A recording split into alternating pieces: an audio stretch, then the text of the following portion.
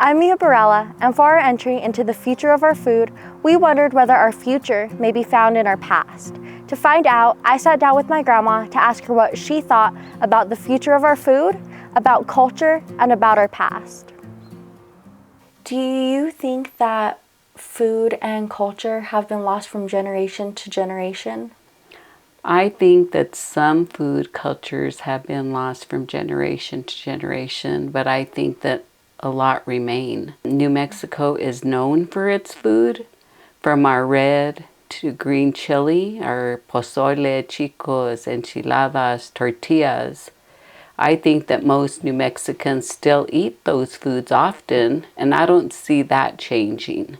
But I do think that some foods aren't prepared like they used to. Mm-hmm. Do you think that there's any traditions that maybe we have stopped doing relating to food? I do. I think that a lot of families used to garden.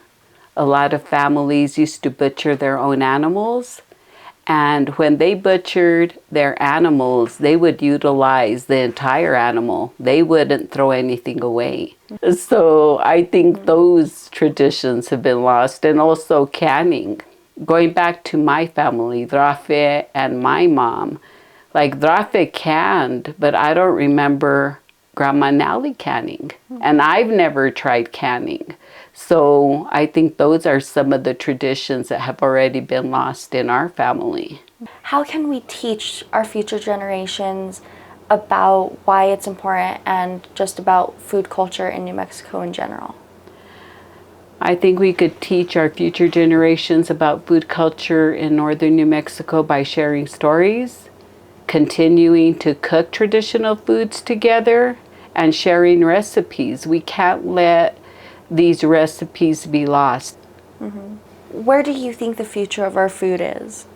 I think we could find the future of our food in the past of our food, looking back at what our parents prepared and bringing it back to our children and continuing it in our future. How do you think food and culture are intertwined? Food's such an important role in all of our gatherings, our holidays, our celebrations.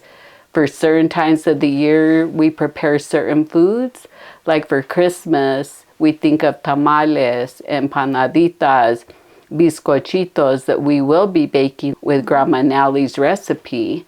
And can you explain a little bit about the process of making them? Sure. The first step is you cream your lard and your sugar together. So that's the first step.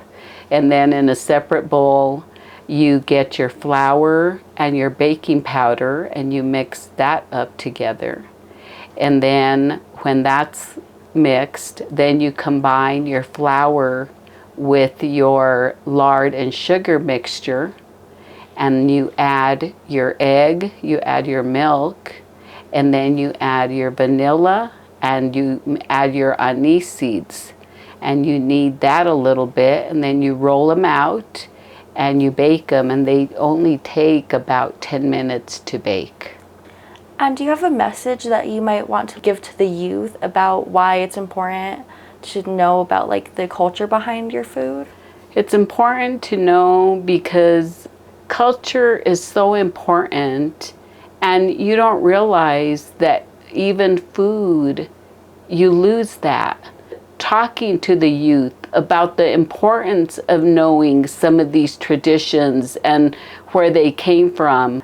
Why do you think it's important for us to eat our culture? It's important to eat our culture because it comes from generations and generations.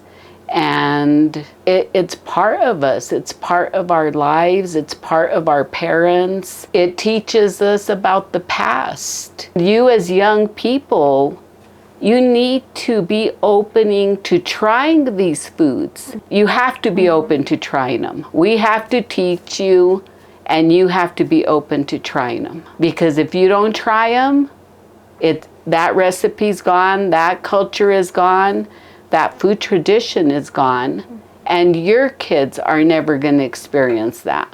Mm-hmm. And I think that we need to look back at what our ancestors did. Our food came from our ancestors, and it was such a healthy way of living.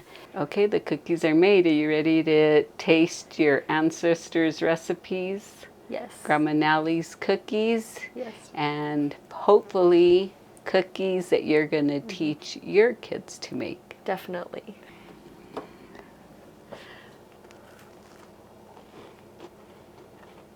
These smell really good. Mm-hmm.